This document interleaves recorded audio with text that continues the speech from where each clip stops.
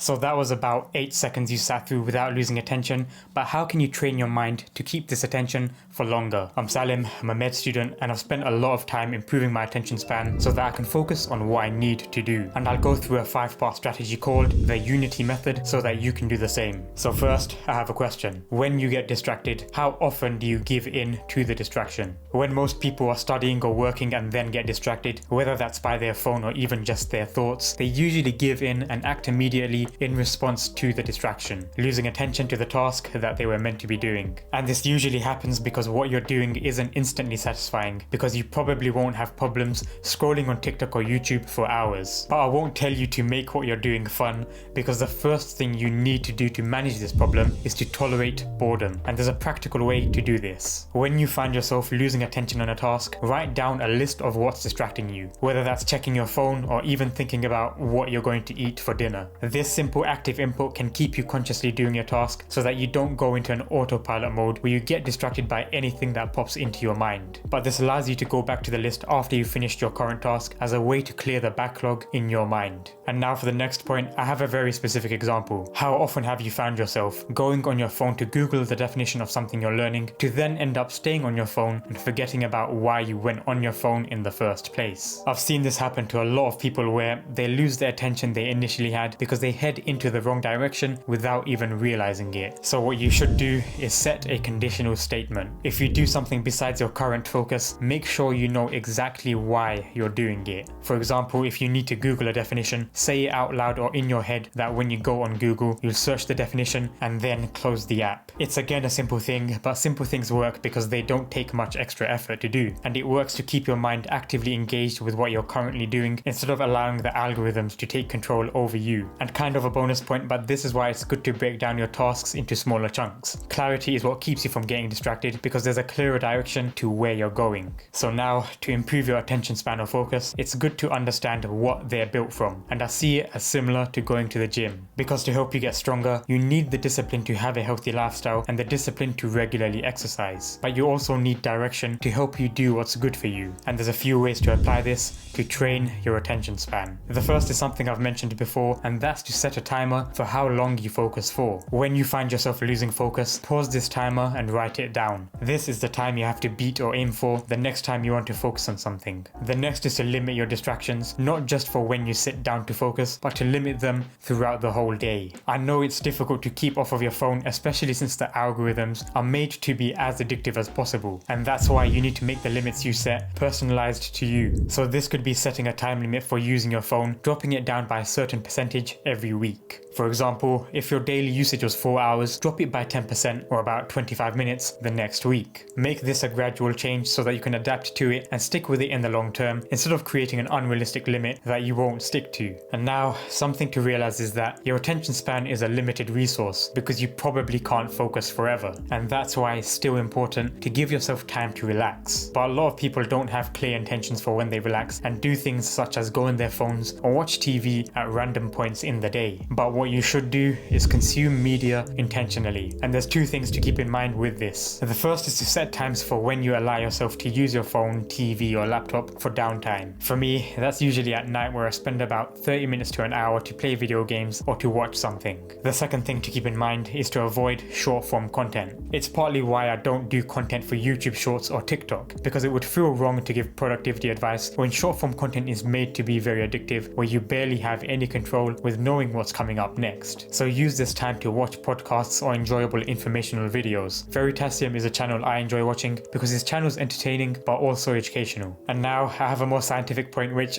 honestly I didn't look too much into, but from personal experience I think it's worth trying. So I'm definitely simplifying things here, but when we have a lot of sugar, our blood sugar levels can spike, and that can cause a lot of problems down the line, such as insulin resistance and oxidative stress. And with oxidative stress, you can potentially impact cognitive function, which could affect your attention span. And whether that's a result of this or something else, I think a lot of us can agree that when we have a diet with a high amount of carbs or refined sugars, we feel quite lazy or tired. So what you can do is create a healthy restriction. Cut down on the carbs you have, whether that's through intermittent fasting or having a low carb lunch. I was on a low carb diet earlier this year, and I can definitely remember that I did focus better, and I remember a lot of other people in the comments saying it was helpful for them too. So I can personally recommend it to you, not even just to improve improve your attention span, but also because avoiding refined carbs is likely a healthier diet to have.